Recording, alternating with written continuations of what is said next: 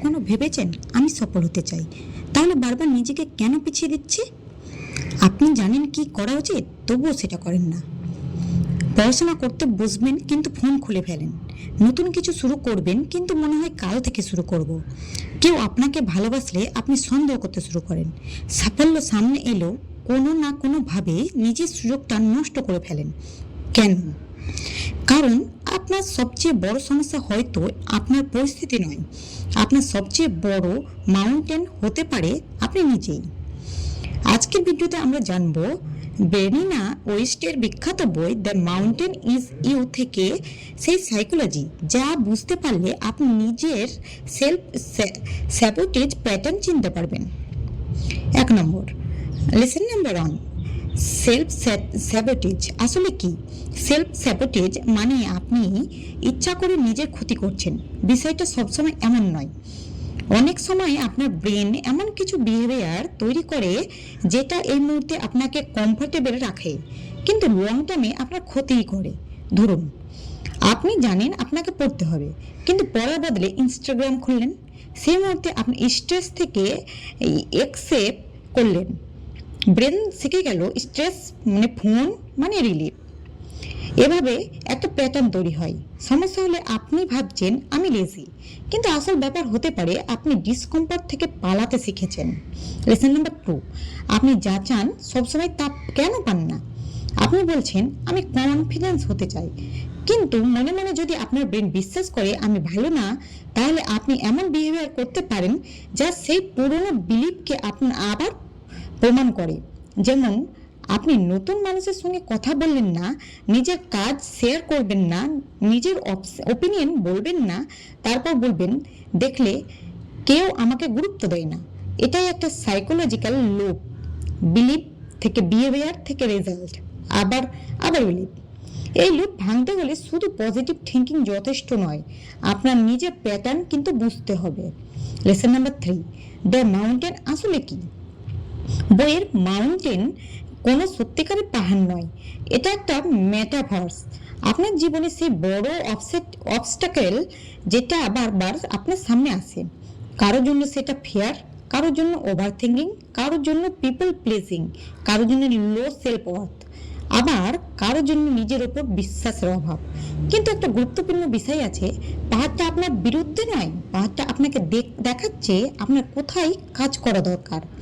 Lesson number 4, পুরনো pen থেকে পুরনো প্যাটার্ন তৈরি হয়। ধরুন, ছোটবেলায় কেউ বারবার বলেছে তুমি এটা পারবে না। সময়ের সঙ্গে কথাটা আপনার ভেতরে একটা বিলিভ তৈরি হয়ে গেল। বড় হয়ে আপনি নতুন সুযোগ পেলেন, আপনার ব্রেন বলল যদি ব্যর্থ হয়, আপনি চেষ্টা করলেন না, ফলে আপনি সফল হলেন না। তারপর ব্রেন বলল দেখলে আমি পারি না। এইভাবে পুরনো এক্সপিরিয়েন্স বর্তমানের বিহেভিয়ার নিয়ন্ত্রণ করতে পারে। তাই নিজের বিহেভিয়ার বদলাতে গেলে শুধু বিহেভিয়ারের উপর কাজ করলেই হবে না, প্রশ্ন করতে হবে আমি কেন এমন করি। লেসন নাম্বার 5, আপনি আপনার কমফর্ট জোনকে ভালোবাসেন না, আপনি এটাকে চিনেন। অনেক সময় আমরা বলি আমি চেঞ্জ করতে চাই, কিন্তু চেঞ্জ মানেই আনফ্যামিলিয়ার, আর ব্রেন আনফ্যামিলিয়ার জিনিসকে অনেক সময় থ্রেট হিসেবে দেখে। তাই আপনি এমন রিলেশনশিপ থেকে যেতে পারেন যেখানে আপনি হ্যাপি নন, এমন কাজও থাকতে পারেন যেখানে আপনি গ্রো করছেন না, কারণ আনহ্যাপি হলেও সেটা পরিচিত, আর নতুন জীবন সেটা আননোন। তাই আপনার ব্রেন বলে এখানেই থাকো, এখানেই কমফর্ট জোন এর পার। লেসন নাম্বার 6, মোটিভেশনের উপর জীবন চালাবেন না। অনেকে ভাবে মোটিভেশন এলে আমি কাজ শুরু করব, কিন্তু মোটিভেশন সবসময় আসে না। আপনি মোটিভেশনের অপেক্ষা করলে আপনার পুরনো প্যাটার্ন জিতে যাবে। তাই তার বদলে তৈরি করুন স্মল সিস্টেম। আজ 5 ঘন্টা পড়ব, এটা না বলুন শুধু 20 মিনিট, আজ শুধু 20 মিনিট পড়ব। প্রতিদিন 100% পারফেক্ট হওয়ার চেষ্টা না করে প্রতিদিন একটু বেটার হওয়ার চেষ্টা করুন, কারণ বড় পরিবর্তন অনেক সময় একটা বড় সিদ্ধান্ত থেকে আসে না, ছোট ছোট ডিসিশনের রিপিটেশন থেকেই আসে। লেসন নাম্বার 7, নিজের ইমোশনকে শত্রু ভাববেন না। রাগ, ভয়, জেলাসি, স্যাডনেস এসব ইমোশন আপনার শত্রু নয়। ইমোশন অনেক সময় ইনফরমেশন দেয়। আপনি যদি বারবার অ্যাংসিয়াস হন, নিজেকে জিজ্ঞেস করুন আমি আসলে কি নিয়ে ভয় পাচ্ছি। আপনি যদি কারো সাকসেস দেখে জেলাস হন, নিজেকে জিজ্ঞেস করুন ওর কোন জিনিসটা আমি নিজের জীবনেও চাই। আপনি যদি রিজেকশনে খুব কষ্ট পান, নিজেকে জিজ্ঞেস করুন, আমি কি নিজের ভ্যালু অন্য মানুষের অ্যাপ্রুভেলের সঙ্গে বেঁধে ফেলেছি? ইমোশনকে সাপ্রেস না করে বুঝতে শেখা হলো ইমোশনাল গ্রোথ এর গুরুত্বপূর্ণ অংশ। লেসন নাম্বার 8, সবচেয়ে dangerous self sabotage. Lesson number 8, সবচেয়ে ডেঞ্জারাস সেলফ স্যাবোটেজ। সবচেয়ে ডেঞ্জারাস সেলফ স্যাবোটেজ সবসময় প্রোক্রাস্টিনেশন নয়, কখনো কখনো সেটা হলো নিজেকে ছোট করে দেখা। আপনি যদি মনে করেন আমি এর যোগ্য নই, তাহলে সুযোগ পেলেও আপনি পিছিয়ে যাবেন। তাই নিজের সঙ্গে কথা বলার ধরন পরিবর্তন করুন। আমি পারবো না এর বদলে আমি এখনো শিখছি। আমি ব্যর্থ এর বদলে এর চেষ্টা সফল হয়নি। দুটোর মধ্যে পার্থক্য বিশাল। একটা আপনার আইডেন্টিটিকে আক্রমণ করে, অন্যটা আপনার শেখার সুযোগ করে দেয়।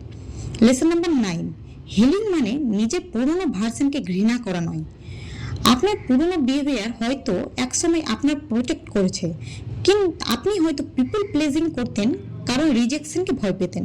আপনি হয়তো সব কিছু কন্ট্রোল করতে চাইতেন কারণ আনসার্টেনিটিকে আপনার আনকমফর্টেবল করতো।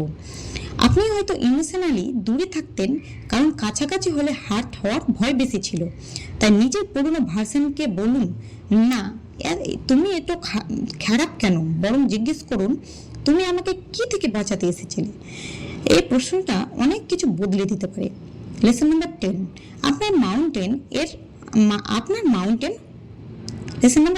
আপনার মাউন্টেনে ওঠার অর্থ। জীবনে এমন একটা সময় আসবে যখন আপনাকে নিজের সঙ্গে কমফর্ট করতেই হবে, আপনার ফিয়ার সঙ্গে, আপনার ইনসিকিউরিটির সঙ্গে, আপনার পুরনো প্যাটার্নের সঙ্গে, আপনার অ্যাংসিয়াসের সঙ্গে। আর তখন মনে হবে এটা খুব কঠিন। কিন্তু মনে রাখবেন, পাহাড়ের উদ্দেশ্যে আপনাকে থামানো নয়, পাহাড় আপনাকে শক্তিশালী করে তুলছে। প্রতিবার আপনার নিজের পুরনো প্যাটার্নের বদলে নিজের রেসপন্স বেছে নিচ্ছেন। আপনি একটু একটু করে